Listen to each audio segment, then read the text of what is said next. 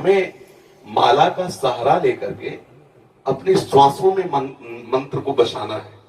फिर ऐसे अनुराग से युक्त हो जाना है कि जैसे हम श्वास के बिना जी नहीं सकते, ऐसे हम राधा के बिना न जी सके।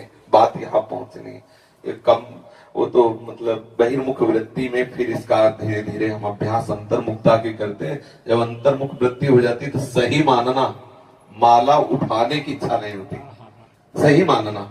और जहां एक माला ऐसे करो तो विक्षेप सा लगता है, जिनका प्रवेश है वो समझते होंगे। जैसे आप बैठे हो, प्रतिपल मंत्र का ध्यान हो रहा, आप ध्यान पूर्वक डूब रहे हो, अब उसमें प्रत्येक गुरिया सकलाना, उसको सुमेरु आने पर गिनती किस लिए सकलाना, ये सब बाधा सी लगती। पर शुरुआत में अगर आप ऐसा करोगे तो आप वहां नहीं पहुंच पाओगे। वहां तक पहुंचने के लिए ये सहयोगी है, मगर एक समय ऐसा आता है और ऐसा करना चाहिए। प्रत्येक साधक को कुछ समय तक बिना माला के मंत्राकार वृद्धि करने की चेष्टा करनी चाहिए। कभी आपका ये नासवान शरीर है, मान लो अंगुली टूट जाए, अंगूठा टूट जाए, ये नासवान है। अगर हमने केवल माला से अभ्यास किया तो हमारा भजन रुक जाएगा। ये अनुभव की बात कहते हैं। जैसे हमने 50 माला निज मंत्र का जप करने का नियम लिया, तो 50 के बाद जो मन है ना, वो कहता है आज का काम हो गया। वो अंदर से कहता है आज का काम हो गया, मतलब वो उस समय सावधानी से अलग होने लगता है। और जब हमें प्रतिपल उसका, अच्छा, जब हमारे हाथ में माला नहीं होगी तो हमें मंत्र चलाने में मुश्किल पड़ेगा और लगेगा माला चाहिए, क्योंकि अभ्यास आपने किया है। कई तरह का अभ्यास करके इसको मन को फंसाना चाहिए। जैसे मानो माला ही है तो हमें गिनती की जरूरत थोड़ी, माला चल तो रहा है, माला ही तो चल रहा है, अब बिल्कुल न गुरिया है न माला है। अरे इसको फंसाने तो है मन को, राधे श्याम राधे श्याम राधे श्याम। गणना में हमें किसी को बताना है क्या, राधे श्याम राधे श्याम। फिर धीरे धीरे इसको भी बंद कर दिया। आज्ञा चक्र में हम लिखते जाते हैं बार बार नाम, बार बार नाम लिख रहे हैं। आंख खुला है तो बंद है तो बार बार नाम, एक एक मात्रा, एक एक अक्षर, उसमें हम डूब रहे हैं। अब देखो एकदम आपको एकदम रोमांच हो जाएगा, एकदम शीतलता है। जब मंत्र का तदाकार वृत्ति से 5 मिनट तदाकार हो जाए तो 24 घंटे के लिए बैटरी चार्ज। आप समझ लीजिए, ये मतलब अनुभव की 5 मिनट अगर डूब गए मंत्राकार वृत्ति में, कुछ याद नहीं रहा बाहर, तो 24 घंटे के लिए ऐसा आनंद दे देगा कि मंत्र अपने आप चलने लगेगा। अभी क्या होता है कि अंगुली में माला, जिह्वा पे नाम और वृत्ति बाहर, ये प्रारंभिक दशा में आवश्यक है। क्योंकि अगर हम प्रारंभिक दशा में केवल उसके ऊपर छोड़ देंगे तो विषयी मन वो कल्पना में फंसा देगा, नाम छूट जाएगा।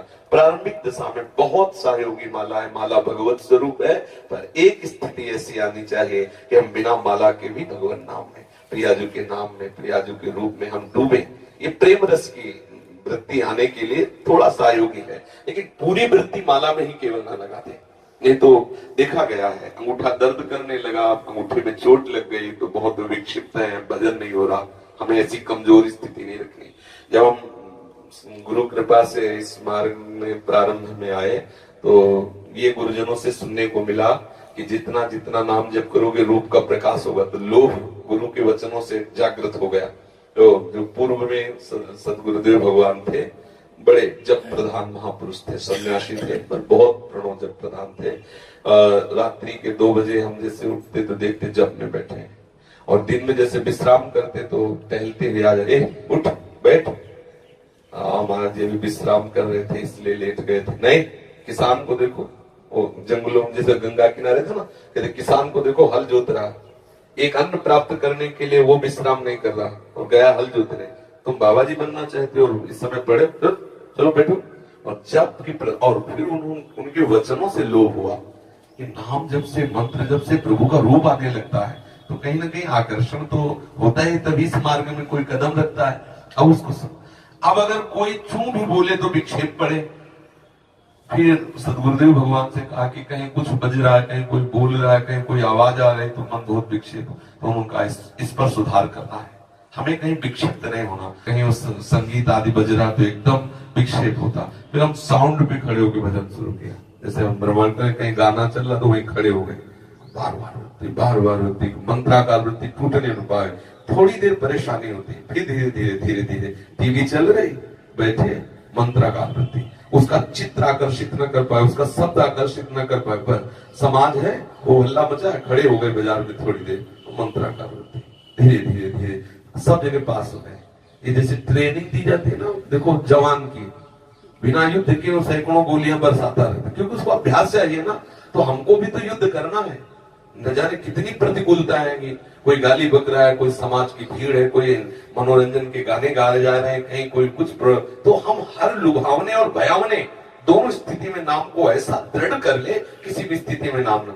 अब समस्या थी, जैसे कोई आया तो बात कर रहा है तो बहुत अंदर जलन होती, ये कब जाए हम नाम, मतलब तो लगा कि ऐसे नहीं, इसका भी सुधार होना चाहिए। तो जैसे सामने वाला बोल रहा है, उसके चेहरे पर बार बार नाम का चित्रण कर रहे हैं, देखा वो समझ रहा है बाबा बहुत प्यार से देख रहे हैं, हम तो नहीं देख रहे हैं, अपना काम कर रहे हैं। और वो बार बार नाम उसके बीच में बोल दिया, हाँ अच्छा, और फिर नाम को चला रहे, बड़ा आनंद आने लगा। आधा घंटा वो बात हुई, लेकिन अब आधा घंटा भी स्मरण नहीं हुआ।